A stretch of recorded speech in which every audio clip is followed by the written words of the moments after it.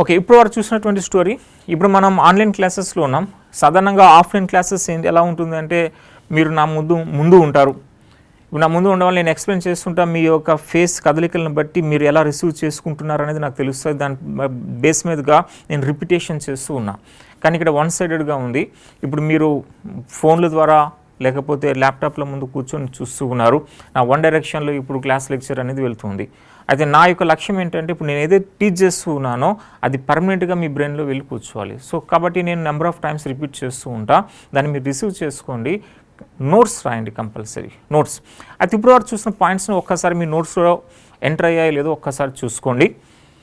So యూరోపియన్లు భారతదేశంకి వచ్చేవారు వర్తకం కోసం. ఆ వర్తకం ప్రధానంగా సుగంధ ద్రవ్యాలు ప్లస్ మస్లిన్, సన్నని వస్త్రాలు మస్లిన్ అని చెప్పేసి అన్నాం. సుగంధ ద్రవ్యాలు వాళ్ళు ఫుడ్ స్టోరేజ్ కోసం ఉపయోగించారు, టేస్ట్ కోసం ఉపయోగించారు. మస్లిన్ ఫ్యాషన్ కోసం ఉపయోగించారు. అయితే ఇప్పుడు ఈ వర్తకం కోసం యూరోపియన్లు భారతదేశంతో ఏ మార్గం ద్వారా వర్తకం చేశారు అంటే భూమార్గం. ఆ భూమార్గం కాన్స్టాంటినోపుల్ మార్గం. ఇదే సిల్క్ రూట్గా ఫేమస్ అయింది. ఎందుకంటే చైనా నుంచి సిల్క్ ఎక్కువ వాళ్ళు తీసుకెళ్లారు కాబట్టి ఆ రూట్ని సిల్క్ రూట్గా పేరు పెట్టేస్తారు.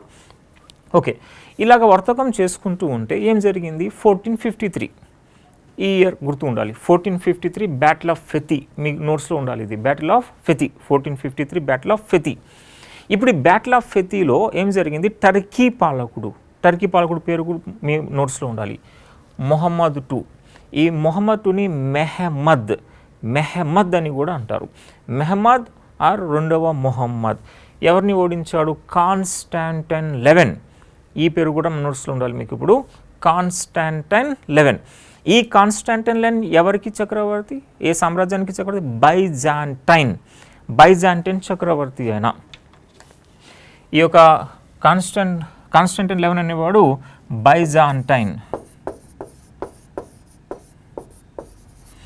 బైజాంటైన్ సామ్రాజ్యానికి చక్రవర్తి. అతన్ని ఓడించేస్తాడు. ఓడించిన తర్వాత ఈ కాన్స్టాంటినోపుల్ని ముస్లింలు ఏమని చెప్పి అంటున్నారు? ఇస్తుంతునియా. ఈ యొక్క కాన్స్టాంటినోపుల్, ప్రస్తుతం దీన్ని ఇస్తాంబుల్ అని పిలుస్తున్నాం. ఈ ఇస్తాంబుల్ని గతంలో కాన్స్టాంటినోపుల్ అని చెప్పి క్రిస్టియన్స్ అనేవారు. అది క్రిస్టియన్స్ కాన్స్టాంటినోపుల్ అని చెప్పి అంటే ముస్లింలు దీన్ని ఏమని పిలిచారు అంటే ఇస్తుంతునియా.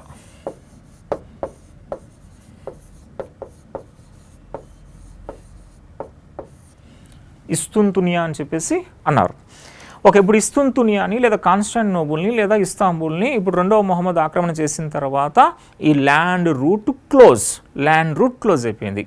ఇప్పుడు యూరోప్లో ఏం స్టార్ట్ అయింది? సముద్ర మార్గ అన్వేషణ ప్రారంభమైంది. ఇప్పుడు సముద్ర మార్గ అన్వేషణలో ఎవరు యూరోప్లో మొదటిగా పాల్గొన్నది వాళ్ళు అంటే పోర్చుగీస్ వాళ్ళు అని చెప్పి అంటారు.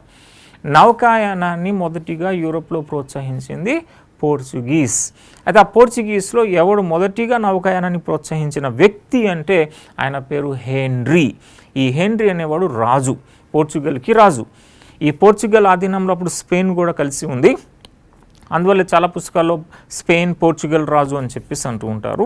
కానీ పోర్చుగల్ దేశస్థుడు మన హెన్రీ. ఇప్పుడు ఈ హెన్రీ మొదటిగా నౌకాయానాన్ని ప్రోత్సహించాడు అని చెప్పేసి అంటాం. ఓకే, ఇప్పుడు సముద్ర మార్గాన్ని కనుగొనడానికి సంబంధించి కొన్ని పేర్లు వస్తాయి. ఆ పేర్లు వస్తే 4 పేర్లు వస్తాయి. ఇప్పుడు మనకి 4 పేర్లు భారతదేశంతో సముద్ర మార్గాన్ని కనుగొనడానికి సంబంధించి మొదటిగా 4 పేర్లు వస్తాయి. ఆ 4 పేర్లు మనం చూస్తే ఫస్ట్ వాడు హెన్రీ అని చెప్పి అంటాం. రెండో వ్యక్తి బార్తిలోమియు డయాజ్. ఇక మూడో వ్యక్తి కొలంబస్. నాలుగో వ్యక్తి వాస్కోడా గామా.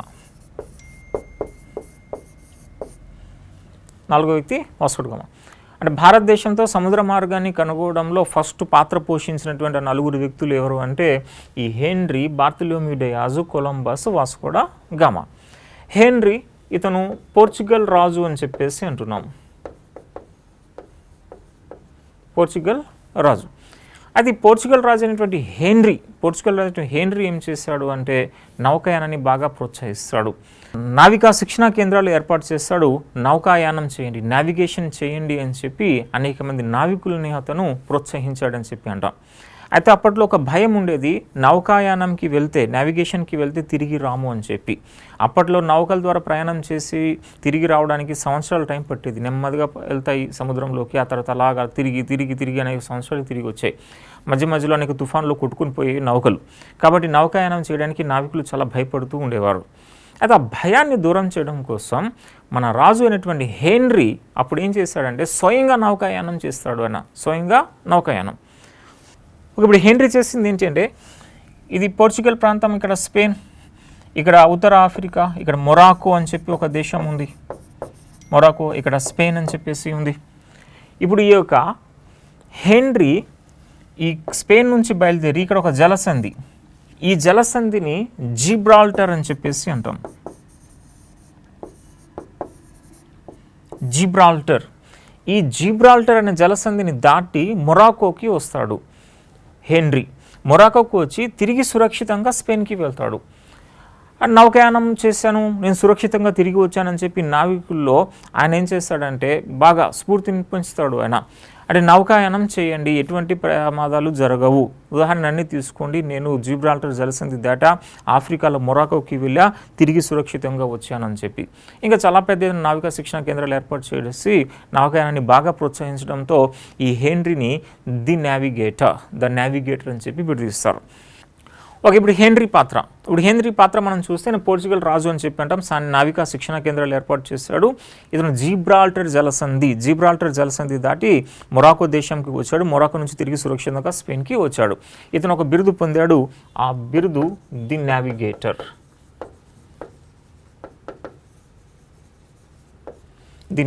అనే బిరుదు పొందాడు హెన్రీ. ఇది హెన్రీకి సంబంధించి. అంటే ఇప్పుడు హెన్రీకి సంబంధించి గుర్తుపెట్టవలసిన అంశాలు మీ నోట్స్లో ఉండాల్సింది ఏంటంటే, ఇతను పోర్చుగల్ రాజు మొదటిగా నౌకాయానాన్ని ప్రోత్సహించాడు అనాలి.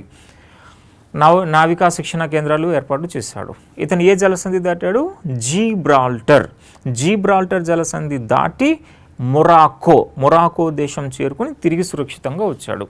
ది నావిగేటర్ అనే బిరుదు పొందాడు. ఇది మీ నోట్స్లో కనిపించాలి మెయిన్ పాయింట్స్. ఓకే, హెన్రీ తర్వాత ఇప్పుడు భారతదేశంతో సముద్ర మార్గం కనుగొంటానని చెప్పి బయలుదేరాడు. ఆయన పేరు బార్తిలోమ్యూ డయాస్. ఓకే, భారతదేశంతో సముద్ర మార్గం కనుగొంటానని చెప్పి బార్తిలోమ్యూ డయాస్ 1487-88లో బయలుదేరాడు. ఇప్పుడు ఇతను భారతదేశం సముద్ర మార్గం కనుక్కోవడానికి బయలుదేరాడు అని చెప్పేసి అంటాం.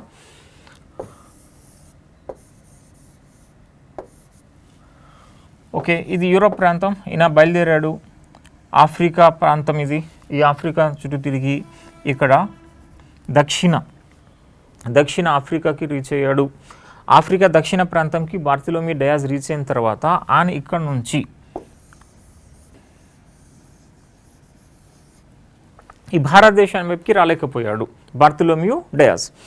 ఎందుకు ఆఫ్రికా దక్షిణ ప్రాంతం నుంచి మన భారతదేశంకి రాలేకపోయాడు బార్తిలోమ్యూ డయాస్ అంటే తుఫానులు. ఈ దక్షిణ ప్రాంతం తుఫానులతో అల్లకల్లోలంగా ఉంటుంది. మన బార్తిలోమ్యూ డయాస్ అనేక రోజులు వేచి ఉంటాడు, తుఫాన్లు తగ్గిపోతే ముందుకు కదులుదామని చెప్పేసి. కానీ ఆ తుఫాన్లు తగ్గవు, వాతావరణం అక్కడ అల్లకల్లోలంగా ఉంటుంది. దాంతో బార్తిలోమ్యూ డయాస్ అనుకుంటాడు ఇక ముందుకు వెళ్ళడం అసాధ్యం, తిరిగి వెళ్ళిపోదామని చెప్పి అనుకుంటాడు. ఇప్పుడు ఈ దక్షిణ ప్రాంతం నుంచి బార్తిలోమ్యూ డయాస్ వెనక్కి వెళ్ళిపోతాడు. అయితే వెనక్కి వెళ్ళిపోయేటప్పుడు బార్తిలోమ్యూ డయాస్ ఈ ప్రాంతానికి ఒక పేరు పెట్టి వెళ్తాడు. ఆఫ్రికా దక్షిణ ప్రాంతానికి ఒక పేరు పెట్టి వెళ్తాడు. ఏమంటే ఇది వెళ్ళిపోతున్నాడు ఎందువల్ల? తుఫాన్ల వల్ల. యాక్చువల్గా అంచు ప్రాంతం ఉంటుంది కదా, ఇలాగ ఈ అంచు ప్రాంతాలు ఇవి అంచు ప్రాంతాలు, ఈ అంచు ప్రాంతాలని కేప్ అంటాం. కేప్ తెలుగులో అగాధము అంటారు, అగాధం. అలాగా ఇప్పుడు ఈ ఆఫ్రికా ఈ దక్షిణ అంచు ప్రాంతానికి బార్తిలోమ్యూ డయాస్ ఏం పేరు పెడతాడు అంటే కేప్ ఆఫ్ స్టార్మ్ అని చెప్పి పేరు పెడతాడు. ఎందుకంటే తుఫాన్లు ఉన్నాయి కదా, ఆ తుఫాన్ల వల్ల తిరిగి వెళ్ళిపోతున్నాడు కాబట్టి దీనికి తుఫానుల అగాధం తుఫానుల అగాధం అని పేరు పెట్టేసి బార్తలోమ్యూ డయాస్ వెనక్కి వెళ్ళిపోయాడు. So Bartholomew Dias fail. భారతదేశంతో సముద్ర మార్గాన్ని కనుగొనడంలో డయాస్ ఫెయిల్ అయిపోయాడు. ఎక్కడి వరకు వచ్చాడు? ఆఫ్రికా దక్షిణ ప్రాంతం వరకు మాత్రమే రాగలిగాడు. ఓకే, ఇప్పుడు మీ నోట్స్లో ఉండవలసిన పాయింట్స్ మనం చూస్తే బార్తలోమ్యూ డయాస్ 1487-88లో భారతదేశంతో సముద్ర మార్గం కనుగొనడానికి బయలుదేరాడు. ఆఫ్రికా దక్షిణ ప్రాంతంకి వచ్చాడు, కానీ తుఫాన్ల కారణంగా తన ప్రయాణాన్ని ముందు కొనసాగించలేకపోయాడు, తిరిగి వెళ్ళిపోయాడు. తిరిగి వెళ్ళిపోయేటప్పుడు ఈ ఆఫ్రికా దక్షిణ ప్రాంతానికి కేప్ ఆఫ్ స్టార్మ్ అని చెప్పి పేరు పెడతాడు. Cape of Storm. Okay, Bartholomew Dias వార్. ఇప్పుడు నెక్స్ట్ బయలుదేరుతాడు భారతదేశంతో సముద్ర మార్గం కనుగొనడానికి. ఆయన పేరు కొలంబస్. 1492. ఈయన ఆగస్టులో బయలుదేరాడు. అక్టోబర్ వరకు ఈయన ప్రయాణం ఇప్పుడు మనం చూస్తే కొలంబస్ది. Next personality Columbus.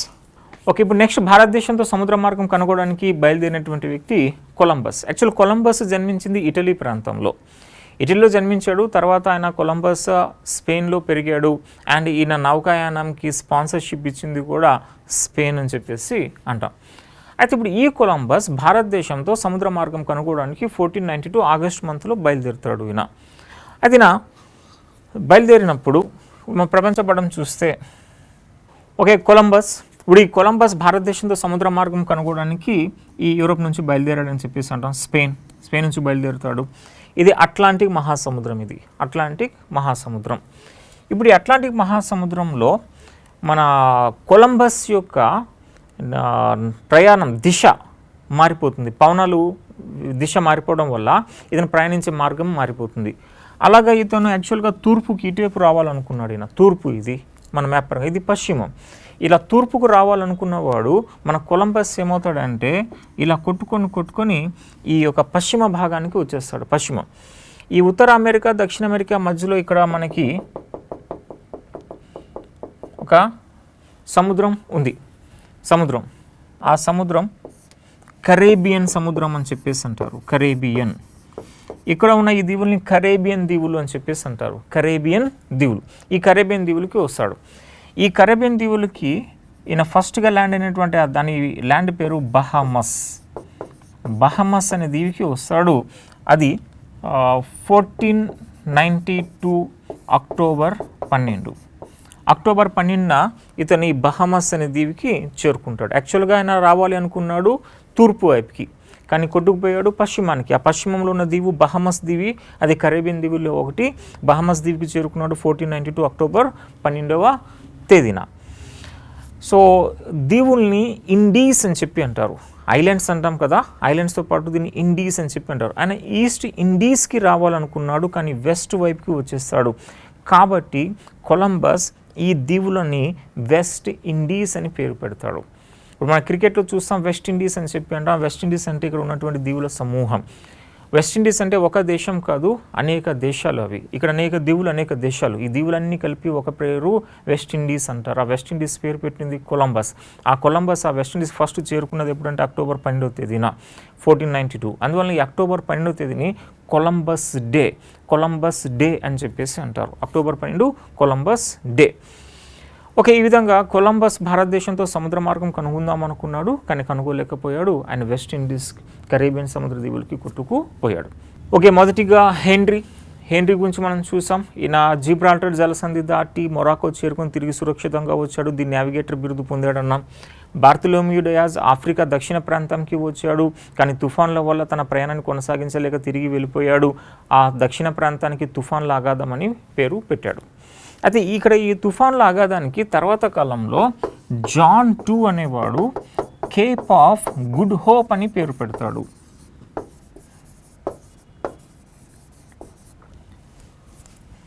తుఫానుల అగాధం. ఈ తుఫాన్ల అగాధానికి కేప్ ఆఫ్ గుడ్ హోప్ అని పేరు పెట్టింది పోర్చుగీస్ రాజు రెండవ జాన్. ఇక నెక్స్ట్ కొలంబస్ అన్నాం. ఈ కొలంబస్ అనేవాడు 1492 ఆగస్టులో సముద్ర మార్గం కనుగొనడానికి బయలుదేరాడు, కానీ దిశ మారిపోయి అక్టోబర్ 12వ తేదీన ఈ కరేబియన్ సముద్ర దీవుల్లో ఉన్నటువంటి బహమస్ అనే దీవికి చేరుకున్నాడు. అక్టోబర్ 12 దానికి వెస్ట్ ఇండీస్ అని పేరు పెట్టాడు.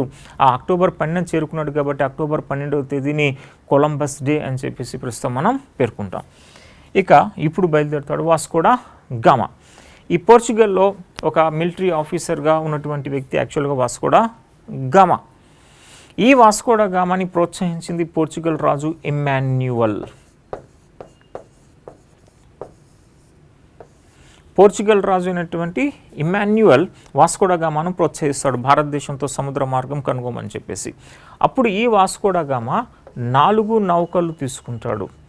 4 నౌకల్లో సుమారు 200 మంది నావికులు, సుమారు 200 మంది నావికులను తీసుకొని భారతదేశంతో సముద్ర మార్గం కనుగొనడానికి బయలుదేరుతాడు ఈ యొక్క వాస్కో డ గామా. పోర్చుగల్ రాజధాని లిస్బన్ నుంచి బయలుదేరాడు ఈ వాస్కో డ గామా. అయితే ఒక నౌక అట్లాంటిక్ మహాసముద్రంలో కొట్టుకుపోతుంది. వాస్కో డ గామా 4 నౌకలతో బయలుదేరాడు, కానీ ఒక నౌక ఈ అట్లాంటిక్ మహాసముద్రంలో కొట్టుకుపోయింది. ఇంకా 3 నౌకలు, ఆ 3 నౌకలతో ఇప్పుడు ఈయన చేరుకుంటాడు ఈ ఆఫ్రికా దక్షిణ ప్రాంతమైనటువంటి కేప్ ఆఫ్ గుడ్ హోప్ చేరుకున్నాడు.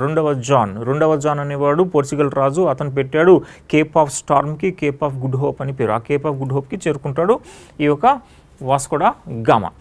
అక్కడి నుంచి ఇతను ఈ యొక్క ఆఫ్రికా తూర్పు ప్రాంతంలో తిరుగుతాడు. ఆ సమయంలో వాస్కో డ గామాకి ఒక వర్తకుడు పరిచయం అవుతాడు. ఆ వర్తకం పేరు అహ్మద్ ఇబన్ మజీద్.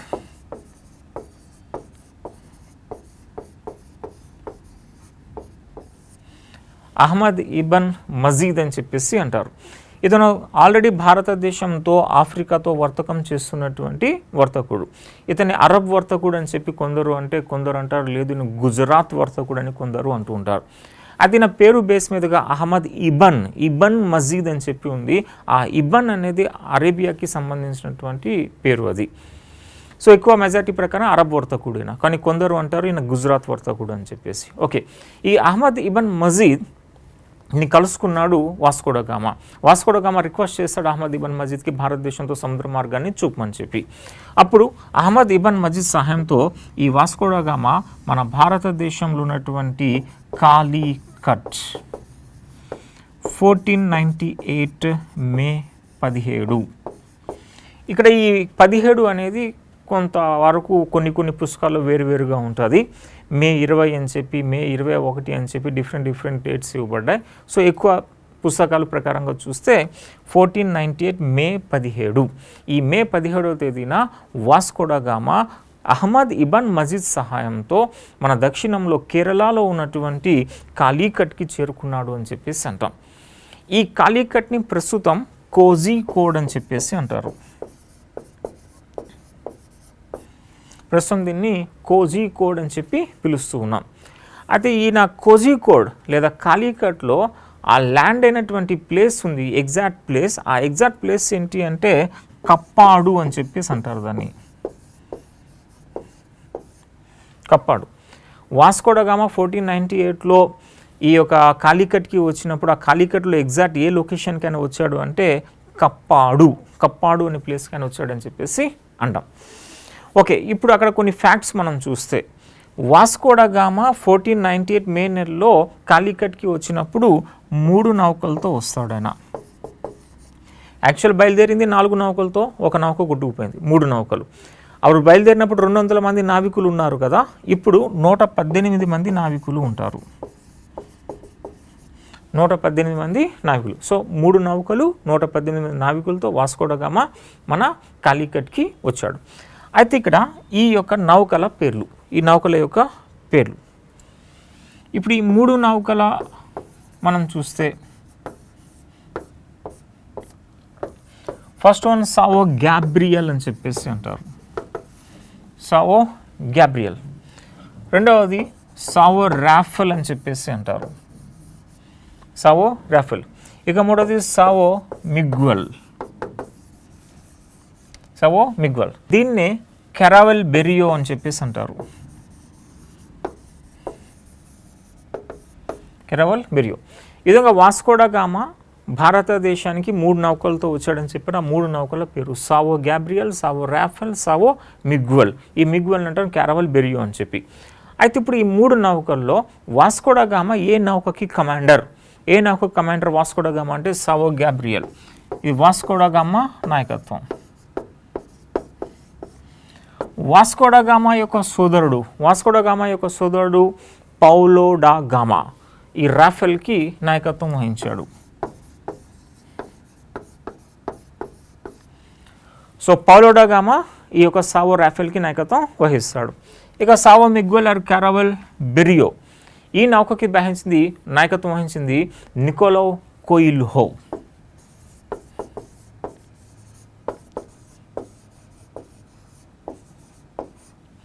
నికోలో కోయిల్హో అని చెప్పేసి అంటారు.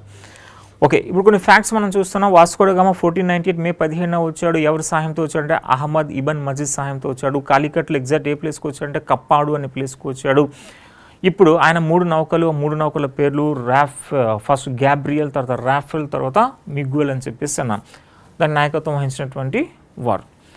ఇప్పుడు నెక్స్ట్ ఫ్యాక్ట్స్ మనం చూస్తే 1498 మే నెలలో ఇతను మన దక్షిణం కాలికట్కి వచ్చినప్పుడు భారతదేశాన్ని, మెయిన్లీ ఉత్తర భారతదేశాన్ని పాలిస్తున్న రాజు అండ్ దక్షిణంలో విజయనగర రాజు ఎవరున్నారు. ఓకే, ఆ సమయంలో ఉత్తర భారతదేశంలో పరిపాలన చేస్తున్నది ఈ యొక్క సికందర్ షా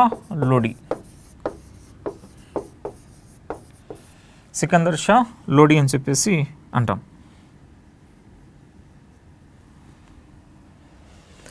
ఇక దక్షిణంలో అంటే విజయనగర రాజు, ఈ విజయనగర రాజు అప్పుడు ఎవరునంటే ఇమ్మడి నరసింహ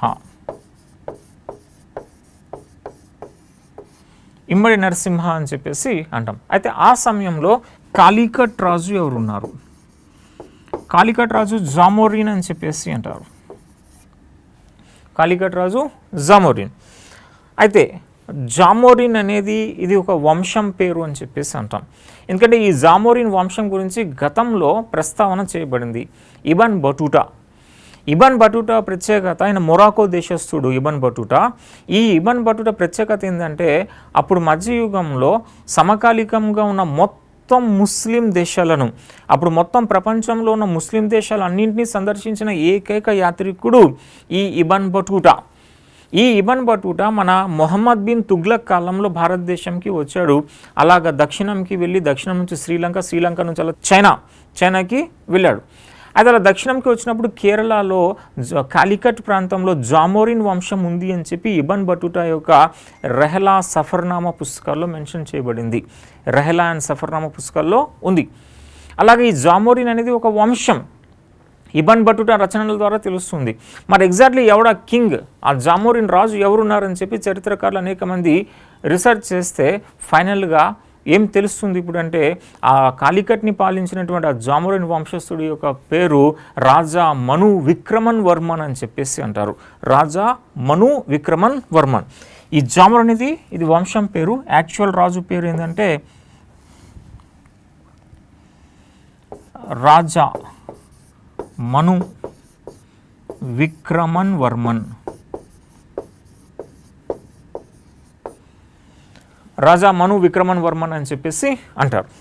అయితే ఇప్పుడు ఈ రాజా మను విక్రమన్ వర్మన్ సంబంధించి ఇంకొన్ని అంశాలు మనం చూస్తే ఇతన్ని బిరుదు సమూధరి,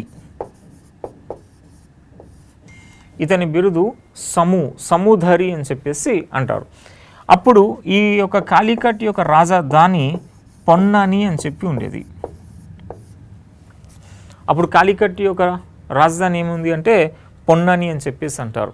ఈయన బిరుదు ఏంటంటే సమూధరి అని చెప్పి అంటాం. అసలు పేరు రాజా మను విక్రమన్ వర్మన్. ఈ జామోరిన్ అనేది ఒక వంశం పేరు అని చెప్పేసి అంటాం. ఈ విధంగా 1498 మే 17వ తేదీన ఈ వాస్కో డా గామా ఫైనల్లీ సక్సెస్ అయ్యాడు భారతదేశ సముద్ర మార్గాన్ని కనుగొనడంలో. అయితే భారతదేశంతో ఆ సముద్ర మార్గాన్ని కనుగొనడంలో ఈ వాస్కో డా గామాకి సహకరించింది ఒక అరబ్ వర్తకుడు. ఆ అరబ్ వర్తకుడి పేరు అహ్మద్ ఇబన్ మజీద్. ఇవి మీ నోట్స్లో కనిపించాలి ఈ పేర్లు. అహ్మద్ ఇబన్ మజీద్ సహాయంతో వచ్చాడు ఆయన. ఎక్కడికి వచ్చాడు? కాలికట్లో ఎగ్జాక్ట్ ప్లేస్ పేరేంటి? కప్పాడు అనే ప్లేస్కి రీచ్ అయ్యాడు. అది ఎన్ని నౌకలు? 3 నౌకలు. సావో గ్యాబ్రియల్, సావో రాఫెల్, సావో మిగ్వెల్ అని చెప్పేసి అంటాం. దానికి నాయకత్వం వహించిన నాయకులు వాస్కో డా గామా, పౌలో డా గామా అండ్ కోయిలో నికోల్హో అని చెప్పేసి అంటాం. అయితే ఆ సమయంలో భారతదేశాన్ని పాలిస్తున్న ఉత్తర భారతదేశాన్ని పాలిస్తున్న రాజు సికందర్ షా లోడి, విజయనగర రాజు ఇమ్మడి నరసింహరాయలు అని చెప్పేసి అంటాం. ఇక వస్తే ఈ యొక్క కాలికట్కి రాజు జామోరిన్. కానీ జామోరిన్ అనేది రాజు పేరు కాదు, వంశం పేరు. అది ఇబన్ బటూటా యొక్క రచనల ద్వారా మనకి తెలుస్తుంది. మరి ఎవడ జామోరిన్ పాలకుడు అంటే ఆయన పేరు రాజా మను విక్రమన్ వర్మన్ అని చెప్పేసి అంటారు. ఆయన రాజధాని అప్పుడు పొన్నని అని చెప్పేసి అంటాం. అతనికి ఒక బిరుదు ఉండేది అప్పట్లో సముధారి అని చెప్పేసి అంటారు. ఈ విధంగా ఇప్పుడు పోర్చుగీస్ వారి రాక భారతదేశంకి రావడం అనేది జరిగింది. ఒక వాస్కో డ గామాకు స్వాగతం పలికినటువంటి మన జామోరిన్ లేదా రాజు మన విక్రమన్ వర్మన్ కొంచెం నిరాశకు గురయ్యాడు. ఎందుకంటే అప్పట్లో విదేశాల నుంచి ఎవరైనా వస్తే రాజు ఎక్స్పెక్ట్ చేస్తాడు మంచి బహుమానాలు. అయితే మన వాస్కో డ గామా మన మను విక్రమన్ వర్మన్కి లేదా జామోరిన్కి పంపినటువంటి బహుమానాల్లో వజ్ర వైడూర్యాలు, బంగారం అటువంటివి ఏమీ లేవు. ఏదో కామన్గా ఏవో కొన్ని వాళ్ళ దేశంకి చెందినటువంటి చిన్న చిన్న వస్తువులు ఏవో సమర్పించాడు. దాంతో ఆయన చాలా నిరాశ చెందాడు ఈ యొక్క జామోరిన్. ఓకే, ఇప్పుడు మొత్తం మీద స్పైసెస్ అవి ఇవి కొనుగోలు చేస్తాడు ఈ యొక్క వాస్కో డ గామా. తిరిగి ఇప్పుడు యూరోప్కి వెళ్తాడు. యూరోప్లో ఆ సరుకుల్ని అమ్ముతాడు. అమ్మితే వాస్కో డ గామాకి తను ఏదైతే మొత్తం ఖర్చు పెట్టాడో దానిపైన 60 రెట్లు ప్రాఫిట్ వస్తుంది. అంటే వాస్కో డ గామా ₹1 ఖర్చు పెడితే అతనికి ₹60 ప్రాఫిట్ వచ్చింది. ఆ విధంగా అత్యంత లాభదాయకమైన బిజినెస్గా మారిపోయింది భారతదేశంతో వర్తకం ఈ పోర్చుగీస్ వారికి. అయితే వాస్కో డ గామా తర్వాత పోర్చుగీస్ వాడు భారతదేశంకి వచ్చాడు ఈ సముద్ర మార్గం గుండా. ఈ యొక్క వాస్కో డ గామా తర్వాత భారతదేశంకి సముద్ర మార్గం గుండా వచ్చినటువంటి ఆ వ్యక్తి పేరు క్యాబ్రల్ అని చెప్పేసి అంటారు. ఈయన 1500 ఓకే 1500లో క్యాబ్రల్ అనేవాడు భారతదేశంకి సముద్ర మార్గం గుండా వస్తాడు. ఇతను కాలికట్లో ఆయన తన యొక్క వర్తకం కోసం కొన్ని ఏర్పాట్లు కూడా చేసుకుంటాడు. కానీ స్థానిక వర్తకులతో విభేదాలు ఏర్పడతాయి. ఎందుకంటే కాలికట్లో ఎక్కువగా అరబ్ దేశస్తులు వచ్చి స్థిరపడిన వాళ్ళు ఉన్నారు. కాలికట్లో అరబ్ వాళ్ళు స్థానిక మహిళల్ని వివాహం చేసుకుంటారు, అక్కడ స్థిరపడిపోతారు. ఇప్పుడు ఈ అరబు మరియు స్థానికుల నుంచి పుట్టుకొచ్చినటువంటి ఒక కొత్త తెగే మోప్లా అని చెప్పేసి అంటారు. మన జాతీయ ఉద్యమ కాలంలో సహాయ నిరాకరణ ఉద్యమ కాలంలో మోప్లా తిరుగుబాటు అని చెప్పి 1922 ఆ ప్రాంతంలో జరుగుతుంది. వాళ్ళు అరబ్ నుంచి స్థానిక కేరళ నుంచి వచ్చిన వారు. అయితే ఈ కాలికట్ ప్రాంతంలో మోప్లా వాళ్ళు బాగా ఉంటారు, అరబులు ప్లస్ ఈ స్థానికులు మోప్లా. అయితే వాళ్ళకి ఈ క్రైస్తవులకి పడేది కాదు. ఈయన క్రైస్తవుడు క్యాబ్రల్. ఇప్పుడు ఈ క్యాబ్రల్ అనేవాడు ఎప్పుడైతే వర్తకంగా ఏర్పాట్లు చేసుకుంటాడో అక్కడ స్థానిక ముస్లిం వర్తకులతో విభేదాలు ఏర్పడతాయి. దాంతో క్యాబ్రల్ యొక్క వర్తక స్థావరం పైన దాడి జరుగుతుంది. కొంతమంది పోర్చుగీస్ దేశస్తులు చంపబడతాడు. క్యాబ్రల్ తప్పించుకుంటాడు. అయితే ఈ యొక్క పోర్చుగీస్ స్థావరం పైన దాడి జరిగిన విషయాన్ని క్యాబ్రల్ ఈ పోర్చుగీస్ ప్రభుత్వానికి తెలియజేస్తాడు.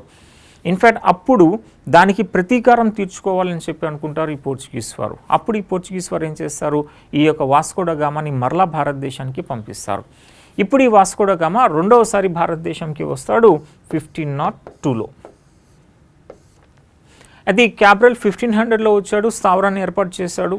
అంటే వర్తక ఏర్పాట్లు చేశాడు చిన్న స్థావరం లాగా. దాడి జరిగింది, అది క్లోజ్ అయిపోయింది. ఇప్పుడు దానికి ప్రతీకారం తీర్చుకోవడానికి 1502లో రెండవసారి వాస్కో డ గామా భారతదేశంకి వస్తాడు. అది క్యాబ్రల్ ఇతనే బ్రెజిల్ని కనుగొన్న వ్యక్తి. బ్రెజిల్ని ఎవరు కనుగొన్నారంటే క్యాబ్రల్ అనేవాడు కనుక్కున్నాడు. ఇప్పుడు వాస్కో డ గామా రెండోసారి 1502లో వస్తాడు. వాస్కో డ గామా రెండోసారి భారతదేశంకి వచ్చినప్పుడు 15 నౌకలు తీసుకుని వస్తాడు. ఈయన 800 మంది నావికులు దీంట్లో ఉంటారు. 15 నౌకలు 800 మంది నావికులతో వస్తాడు. ఇక కాలికట్కి రీచ్ అవుతాడు 1502లో. రీచ్ అయిన తర్వాత ఇక డైరెక్ట్గా యుద్ధం ప్రకటిస్తాడు ఈ యొక్క కాలికట్ పైన. అయితే ఒక షరతు పెడతాడు, ఈ కాలికట్ ప్రాంతంలో ఉన్నటువంటి మొత్తం ముస్లింలను వర్తకులు ముస్లింలందరినీ కూడా తరిమి వేసేస్తే మీతో ఒప్పందంకి వస్తా, మీపై దాడి చేయను అని చెప్పేసి వాస్కో డ గామా చెప్తాడు. కానీ జామోరిన్ ఏం చేస్తాడంటే నేను ముస్లింలను నా రాజ్యం నుంచి తరిమి వేయను, నా రాజ్యానికి మెయిన్ బ్యాక్ బోన్ వర్తకం పరంగా ఈ ముస్లింలే, తరిమి వేసే ప్రసక్తే లేదు అని చెప్పేసి అంటాడు. దాంతో వాస్కో డ గామా ఏం చేస్తాడు, యుద్ధం ప్రకటిస్తాడు. యుద్ధం జరుగుతుంది 1502లో. ఈ 1502లో కాలికట్లో జరిగినటువంటి ఆ యుద్ధంలో వాస్కో డ గామా ఈ యొక్క జామోరిన్ని ఓడించేస్తాడు, కాలికట్ని ఆక్రమణ చేసేస్తాడు. ఆ విధంగా పోర్చుగీస్ వారు వర్తకం ఇప్పుడు చేస్తూనే భారతదేశంలో ఒక భూభాగాన్ని కూడా ఆక్రమణ చేయడం జరిగిపోతుంది 1502. సో 1502లో కాలికట్ ఈ పోర్చుగీస్ అధీనంలోకి వచ్చేస్తుంది, వాస్కో డ గామా అధీనంలోకి వస్తుంది. ఆ తర్వాత వాస్కో డ గామా 1503లో కోచిపై దాడి చేసి కోచిని కూడా ఆక్రమణ చేసేస్తాడు. ఇక కోచిలో స్థావరాన్ని నిర్మించుకొని కోచిలో స్థిరపడిపోతాడు ఈ వాస్కో డ గామా. అది మొదట్లో కోచి పోర్చుగీస్ యొక్క ప్రధాన కేంద్రంగా ఉంది అని చెప్పేసి అంటాం. ఓకే, ఈ విధంగా పోర్చుగీస్ వారు ఇప్పుడు మన భారతదేశంలో కోచిలో స్థావరాన్ని ఏర్పాటు చేసుకొని ఇక వర్తకాన్ని శాసించడం ప్రారంభిస్తారు. అలా 100 ఇయర్స్ పాటు భారతదేశ వర్తకాన్ని ఈ పోర్చుగీస్ వాళ్ళు శాసించారు అని చెప్పేసి అంటాం. ఈ కోచిలోనే వాస్కో డ గామా 1524లో మలేరియాతో చనిపోయాడు అని చెప్పేసి అంటారు. సో 1502లో వాస్కో డ గామా వచ్చాడు, కాలికట్ని ఆక్రమణ చేస్తాడు. నెక్స్ట్ ఇయర్ 1503లో కోచిని ఆక్రమణ చేస్తాడు. కోచిలో స్థావరాన్ని నిర్మించుకొని కోచిలో స్థిరపడిపోయాడు. చివరికి 1524లో అదే కోచిలో మలేరియాతో చనిపోయాడు ఈ వాస్కో డ గామా. సో ఇది ఇంట్రొడక్షన్. యూరోపియన్ల రాకకు సంబంధించి ఫస్ట్ ఇంట్రడక్షన్ ఏంటి అంటే ఈ పోర్చుగీస్ వారు ఎలా భారతదేశంకి వచ్చారని చెప్పేసి. ఇప్పుడు ఈ Portuguese, Dutch, డేన్స్, British and French, ఇప్పుడు ఈ 5గురికి సంబంధించి డీటెయిల్ స్టోరీ చూడబోతూ ఉన్నాం.